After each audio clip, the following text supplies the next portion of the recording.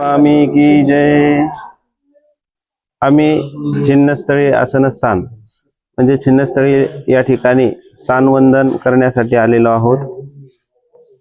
स्वामी श्री चक्रधर महाराज छिन्नपापी गुंफे अवस्थान असताना विहरणासाठी स्वामी या ठिकाणी यायचे आणि इथे आल्यानंतर अनेक भक्तिजन या ठिकाणी स्वामी श्री चक्रधर महाराजांच्या सन्निधानी असताना दायंबा सुद्धा स्वामींच्या जवळ होते। स्वामी या ठिकाणी येत असताना एक पिंपळाचं झाड आणि ते थोडंसं हालत होतं, त्याला आधार नसल्यामुळे आणि त्यामुळे ते हालत असल्यामुळे त्या झाडाला जे होणारं जे दुःख आहे ते दुःख जाणून आधार तरुण निरूपण ही अशा सृष्टी व्यवस्थेचं दुःख त्या झाडाच्या योनीमध्ये गेल्यानंतर प्राप्त होते, नव्हे प्रत्येक योनीमध्ये गेल्यानंतर ते आहेच।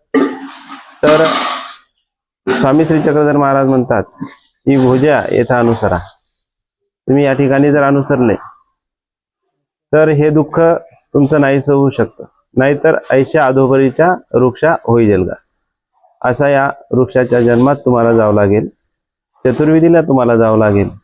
आणि म्हणून ते दुःखाचा स्वामी श्री चक्रधर महाराजांनी नाश होण्यासाठी त्यांना निरूपण केलं, नव्हे तर अनेक भक्तांना भट्टोबास असतील, नाथोबास असतील, नाथोबा पूर प्रविष्टता तारणे अनेक अशा लीळा आहेत की स्वामी श्री चक्रधर महाराजांनी त्या भक्तिजनांना धाविणे, पोविणे, झुंजविणे, दरे दरकुटे बुजविणे अशा पद्धतीनं कर्मणास योग्यता करून त्यांना योग्य केलेलं आहे।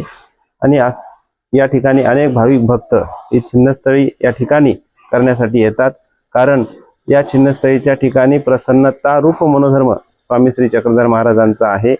आणि म्हणून एक हे स्थान केल्यानंतर वेगळीच योग्यता आपल्याला प्राप्त होत असते, म्हणून हे आपण स्थान केलंच पाहिजे। दंडवत प्रणाम।